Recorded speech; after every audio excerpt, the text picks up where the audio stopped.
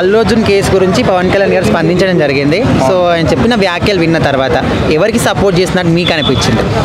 So ఆయన ప్రజలకే supported first of all. So Allu Arjun గారు పవన్ కళ్యాణ్ ఒక ఫ్యామిలీ మెంబర్ అయినా సరే ఆయన ప్రజలకే సపోర్ట్ చేయడం జరిగింది. సో ఆయన సినిమాలో ఆయన రియల్ హీరోలా కాకుండా ఒక రియల్ హీరోలాగా ఆయన స్పందించడం జరిగింది. సో చాలా మంచిగా అనిపించింది అనమాట. సో యాజ్ నేను పవన్ కళ్యాణ్ గారు ఫ్యాన్ కాదు కానీ బట్ ఇలాంటి సీజ్ ద షిప్ కానీ ఇలాంటి వ్యాఖ్యలతో నేను ఆయనకి మంచి పవన్ కళ్యాణ్ గారికి ఫ్యాన్ అయిపోయినా.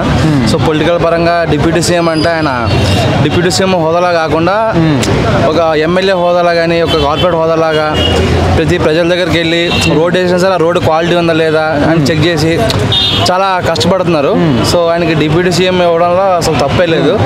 సో రాబోయే ఎలక్షన్స్లో కూడా ఆయన సీఎం ఇచ్చినా లేకుంటే పక్క రాష్ట్రంలో ఆయన్ని సీఎం చేసినా సరే 100% అంటే ఇప్పుడు ఆయన చేసిన వ్యాఖ్యలలో చూసుకుంటే అల్లు అర్జున్ని ఒంటరి చేసేసారు, అదేవిధంగా ఆయన ప్రజలకి అభివాదం చేయడం తప్పు లేదు ఇట్లా మాట్లాడుతున్నారు. సో ఖచ్చితంగా ఇవి వింటే అల్లు అర్జున్కి సపోర్ట్ చేసినట్టే అనిపిస్తుంది. మీరేమంటారు? సో అల్లు అర్జున్ గారికి సపోర్ట్ చేయడం కాదు బట్ ఫర్దర్గా గేమ్ చేంజర్ ఆడియో లాంచ్ ఉంది.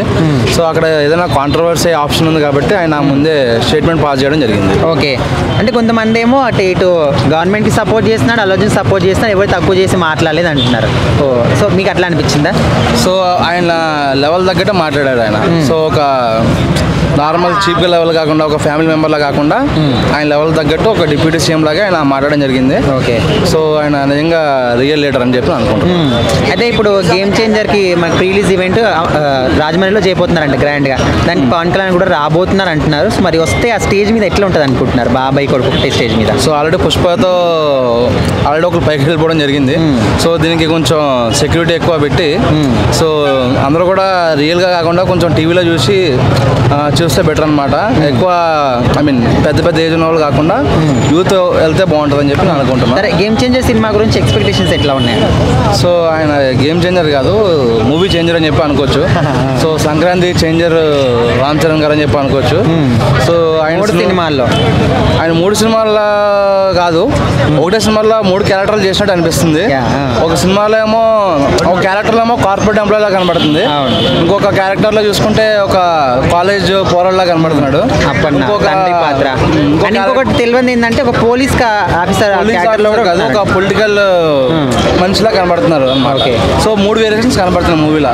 బట్ సినిమా డ్యూయల్ రోల్ అంటున్నారు, నాకు తెలిసి 3 ఉంటారని చెప్పి నేను అనుకుంటున్నాను. సో సినిమా మీద అయితే మంచి ఎక్స్పెక్టేషన్స్ ఉన్నాయి. అలాగే మన శంకర్ గారు పొలిటికల్ దాంట్లో ఆయన మంచి దిట్ట. సో పొలిటికల్ మూవీస్లో ఆయన చెప్పాల్సిన అవసరం లేదు, 90% హిట్ రేషియో ఉందన్నమాట. సో ఫస్ట్ టైం తెలుగులో ఒక స్టేట్ మూవీ చేస్తున్నారు. సో మన తెలుగు వాళ్ళు అయితే కంటెంట్ బాగుంటే కనుక నెట్ చూసుకుంటారు. సో సినిమా మాత్రం ఎక్సలెంట్ ఉండబోతుందని చెప్పి అనుకుంటున్నాను.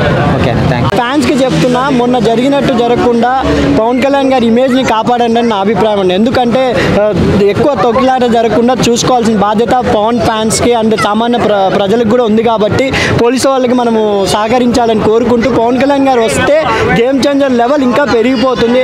ఆల్రెడీ డల్హాస్లో సుకుమార్ గారే గెస్ట్ అంటేనే అంతమంది వచ్చారు. ఇప్పుడు ఇక్కడ power star Pawan Kalyan and deputy CM of Andhra Pradesh ఆయన వస్తున్నా అంటే ఇంకా అద్దరిపోతుందండి వ్యూస్ పరంగా. గేమ్ చేంజర్కి ఇంకా చాలా అంటే క్రేజినెస్ అని పెరుగుతుంది. ఆయన వాక్యాలు కూడా వినాలని చాలామంది ఉంటారు కాబట్టి ఆయన రామ్ చరణ్ గురించి ఆయన ఏం చెప్తారో ఆయన మాటలు వినాలడానికి మేము కూడా సిద్ధంగా ఉన్నామండి.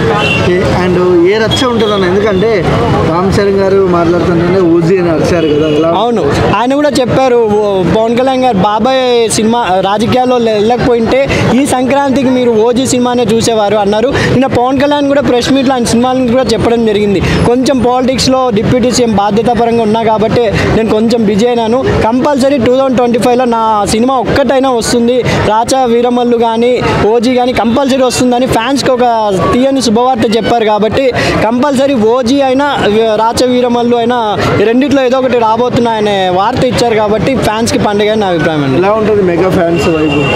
మెగా ఫ్యాన్స్ వైపు ఇప్పుడు అల్లు అర్జున్ కూడా మెగా ఫ్యాన్స్ అయిపోయారు కాబట్టి ఈ హిట్ గేమ్ చేంజర్తో కంటిన్యూ అవుతుందని నా అభిప్రాయం అండి.